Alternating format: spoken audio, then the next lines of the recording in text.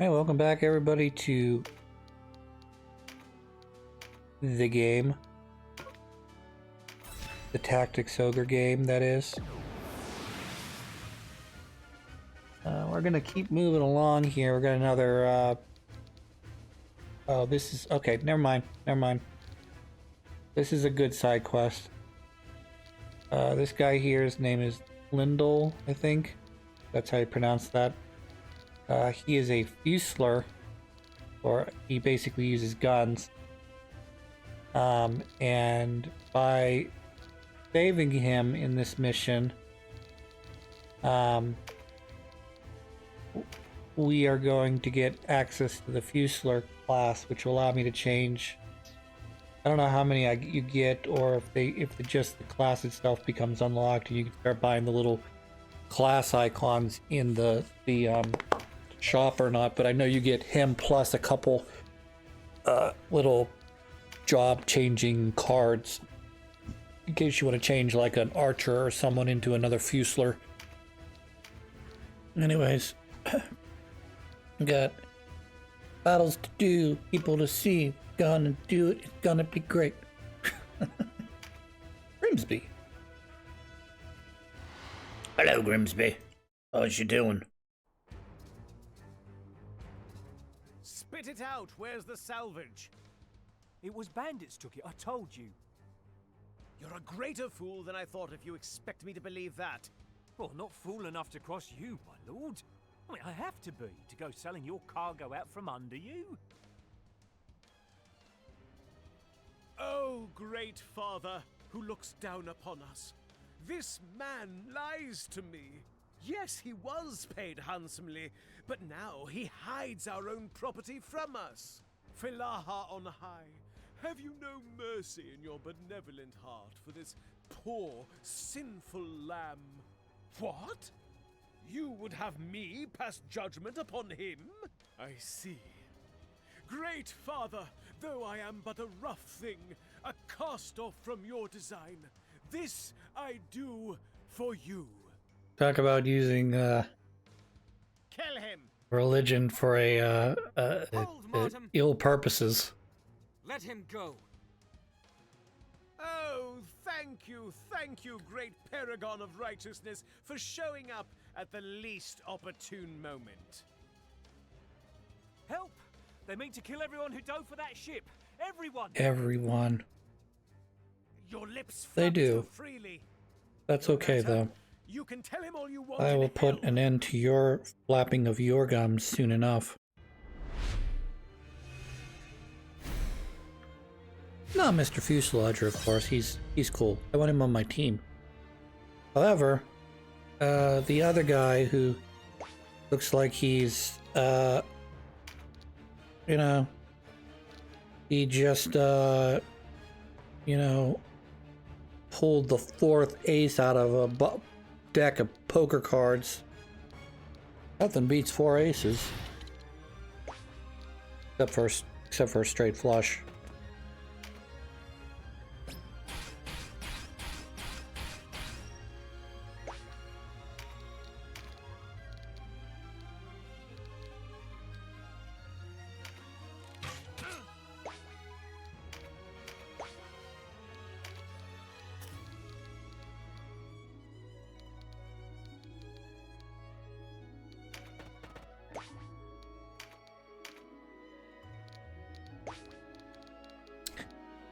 Anyways, this mission is going to go a little slower than I wanted to.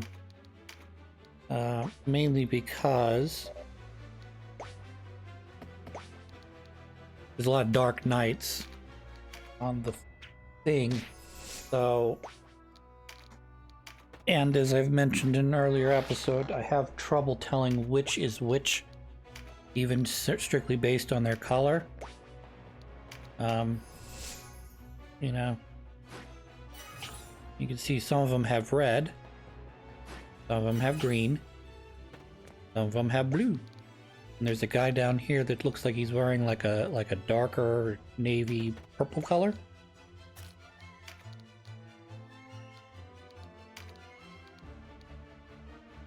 It doesn't guarantee that they are one class or another, is sort of what I'm trying to say. This guy's using magic, so red guys must be magic users, right? Clearly.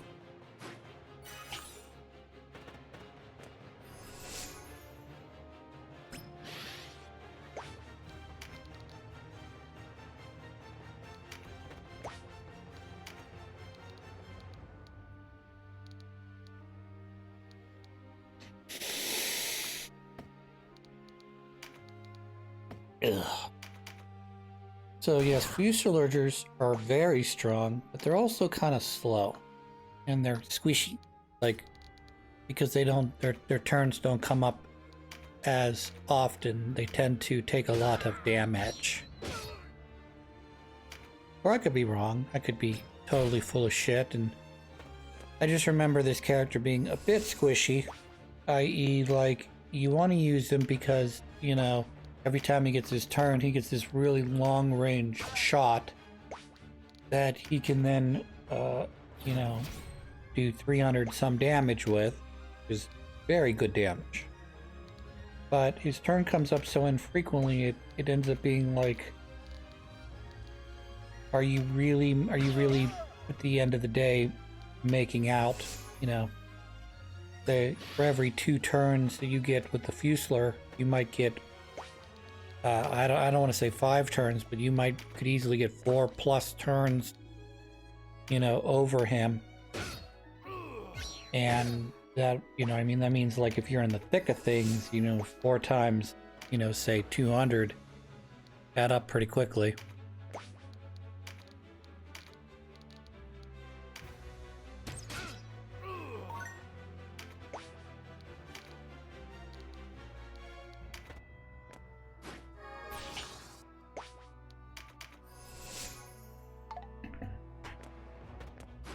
Fun. So the one thing I am going to have to do is keep him alive, because if he dies in the middle of this battle, I don't get to recruit him, and I don't get any Fusiliers, and that stinks.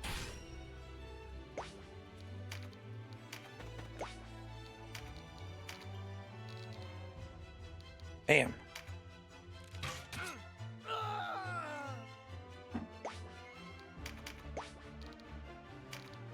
Another thing I sort of have trouble with them is that a lot of times you need like a straight, open aim for them, you know, whereas archers will shoot it over top of your units, you know, to the exact place that you want to put it. It has a range, you know, it has a height issue, so the higher you go up, the harder it is for the bow and arrow to get the proper arc to get up there and hit the enemy. But on the other hand, like I said, you go over top of the enemies, so it's not that, you know, you don't have to plan too much around an archer. But you know, your bow, what is it called, crossbow, and your fuselage, your gunner, they have to have a straight shot for the enemy, which can be sort of difficult, because if you start getting clumped up like we are right now, there's not really a good diagonal. I guess I shouldn't say there isn't a good diagonal. I'm looking at kind of down the diagonals right now going, and possibly if Cashua was a little lower, she might be able to shoot diagonally between those two and hit the Dark Knight. Yeah.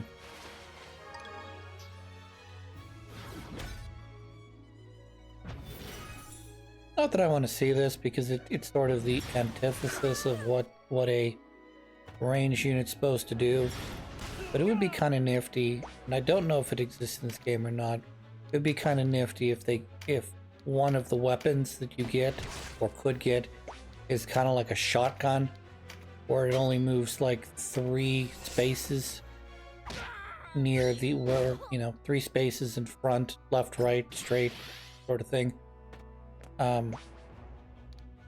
And you can aim it, and it does like big damage, but you have to be close, which is the opposite of what you want a range unit to do. You want a range unit to be far away and basically stay out of the way or out of range of an enemy. So even if they wanted to, they shouldn't be able to get, walk up to you and do physical damage. No. Magic, that's another story. Other range units, that's obviously not probably not going to be able to outrange them, because even if you have like a super long range bow that does like like the one that I have on aerosol, they should still be able to walk 2 or 3 spaces, and even if I'm at max range with aerosol, she should still be able to walk 2 or 3 spaces and be within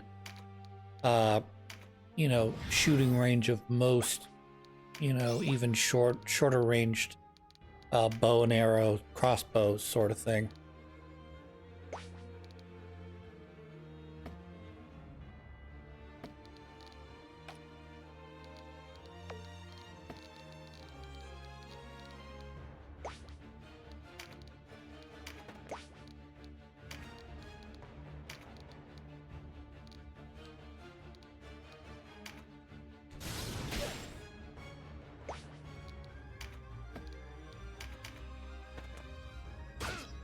So I will tell my dental appointment story. I feel like the dentist is just designed as a thing that everybody, well, I wouldn't say everybody does, but most people do. And a lot of people have a similar experience. And maybe, some dentists or dental places do it better than others. I can't say. I've really only been to one dentist, my entire life. Which I have certain criticisms about that, about the way they sort of have done their business, at least recently. But so I had they gave me a little card that they wrote my time down on the card, okay? And I don't know if whoever wrote the time down flip-flopped the numbers or what, but my card said I had an appointment at 2:30. So, okay. So as I get closer to the appointment, I get a text message from my dentist's office saying, "Hey, as a reminder, your appointment for 3:30 is scheduled. Please make sure that you're able to attend." And I'm like, 3:30? I'm sorry, 3:20? I thought it was at 2:30. So I call them up and I say, "Hey, I got a card here. It says 2:30 on it." And they said, "I don't know, tell you, we have you scheduled for 3:20. And I said, "Okay, that's fine. I'll show up at 3:20 then." And she said, "Okay." And then I hung up. And then 3:20 rolls around. I obviously drive to my my dental appointment, and get there, a little bit before 3:20. It wasn't super early. It wasn't like I was there at 3:15, but I got there like 19 or 18 minutes after 3. And I check in and I sit down. The hygienist will be with you in a moment. Okay, great. And I got other people coming in behind me, as you would expect, getting ready for their appointments, whether they're seeing the dentist or they are, here to get a cleaning. And they don't bring me back to the dentist, the cleaning area for half an hour. And so, my dental office has multiple different rooms where multiple different hygienists work. So, the fact that, you're seeing people coming in after you did, but getting seated before you, it's not, I wouldn't say it's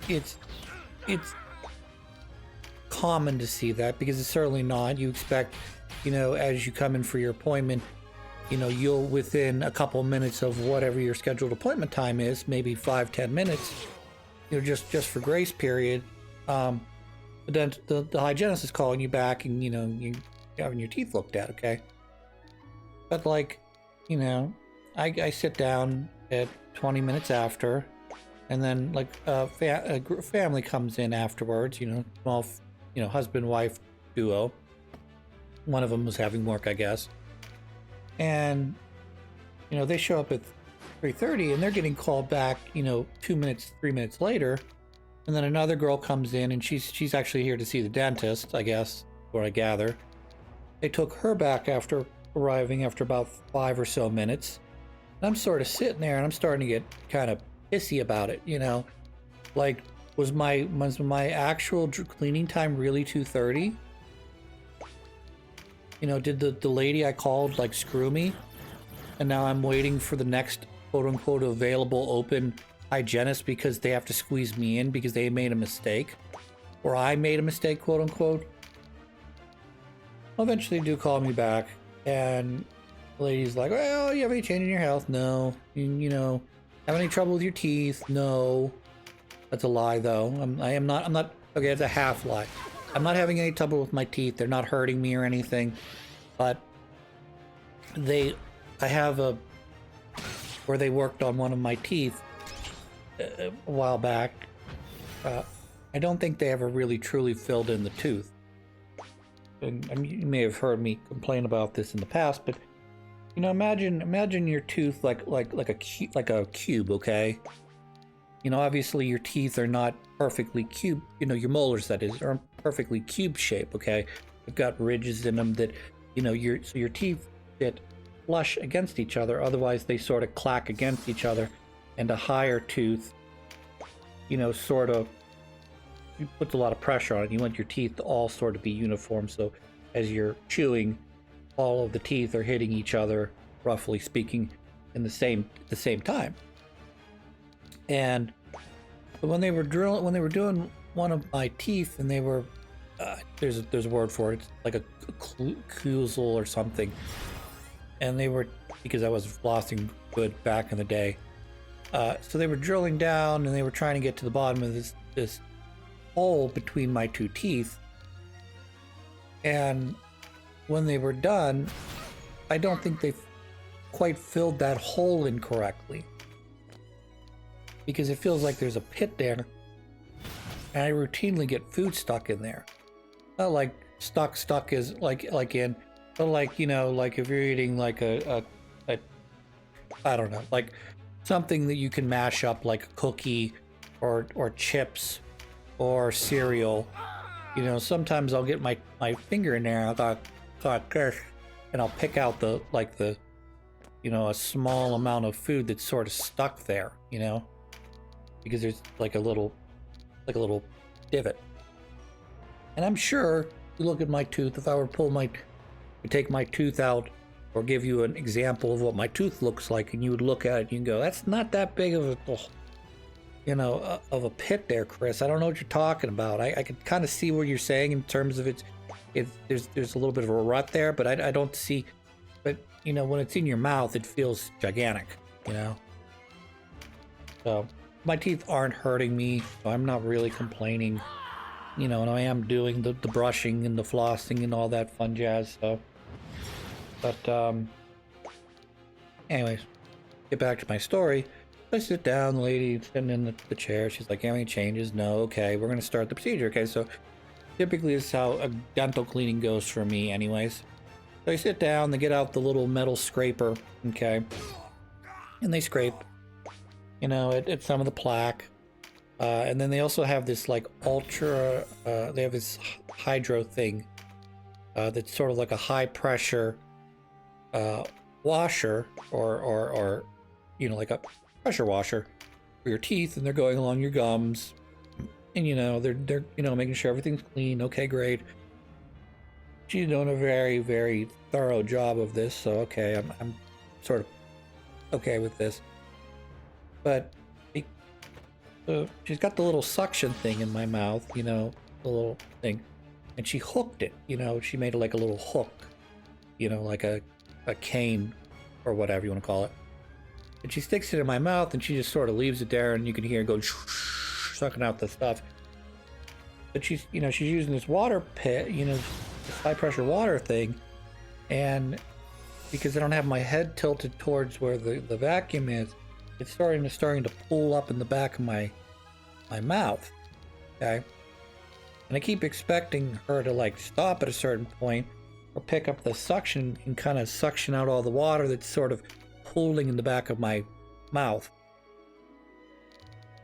So after a while, I start getting like a decent amount of water there. I'm like, I gotta swallow this. So I go to swallow it, except it doesn't all go into down my esophagus. Some of it goes into my lungs, so I start coughing. Great. So that took. I didn't breathe too much of it in, so just, you know, less than 10 seconds of coughing, I got it out, you know, and we went back to clean my teeth. Okay, we're all good. So then she gets in and starts polishing my teeth. Okay, we're polishing. And then she polished and polished and polished. And then she polished and polished and polished. And polished some more. That was like the longest teeth polishing I've ever had. Like, she was really like making sure that she got every nook and cranny of my teeth. Make sure they were all properly. Then after she was done, I thought, okay, well, great, everything, we're good. We're moving on to the flossing stage, and then the dentist will come in. Now, she gets out her little scraper again, and she starts scraping at like little parts, I guess, that she couldn't get off with the pressure washer. Okay, I'm okay with this. Then she gets out this, I don't know what the instrument's called, but it's basically like, goes out, and then it goes at a 90-degree angle. You know, goes out straight, then goes 90-degree angle, and it's like this tool is thin and long and sharp, and she's taking this thing, and I don't know if she's measuring my gums or what the fuck she was doing, but between each one of my teeth, you know, you have that, you know, how your gums sort of go up like to a peak, you know. And then you have your tooth, obviously, and then you floss there, and you want to get on the two sides of that ridge. She's going in there, and she's poking each one of these little ridges in between my teeth with this thing. And again, I'm not a dental person. I don't really know why she was doing that. But of course, you know, if I take a fucking needle and start poking you in your gums, unless your gums are made of like cement, you're probably going to start to bleed. And then they go, oh, your gums are bleeding. Like, yeah, stop poking me with metal instruments. Maybe they won't bleed. And people are going to be like, well, that's what they're not supposed to bleed if we poke them with metal instruments. Okay, fine. I'm not doing a good enough job floss. Okay, maybe that's or I'm not brushing hard enough. I don't know. You know? So then after that, she's flossing, and floss doesn't take too long. Okay, great. And she's like, okay, I'm gonna go get the dentist and have him come check you. Okay.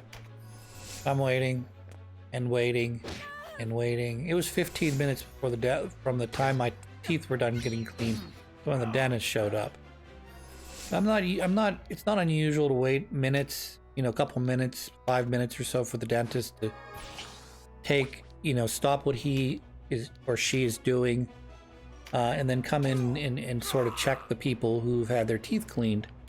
You know, while someone's getting numbed up or you're waiting for something to set or what have you. But the fact that I was in there for 15 freaking minutes, I was just like, okay, either the dentist is like elbow deep in somebody's mouth, not literally, but or, you know, they need another dentist, which I think they do, but I don't think that really matters, because when you go, I've been going to the same dentist since I was a child. You know, when you, whatever age you first go to see the dentist, say 4, 3, 5, I don't know. I don't remember. Anyway. I've been going there for 35 years at least, okay? And, you know, if you started being a dentist, you know, year 1, well, you've been doing dentistry for 35 fucking years, on top of how long it takes you to get your dentist license. You're probably near retirement. You'll all pay dearly for this one day. I shall escape because you can't kill me in this side mission to get the gunners.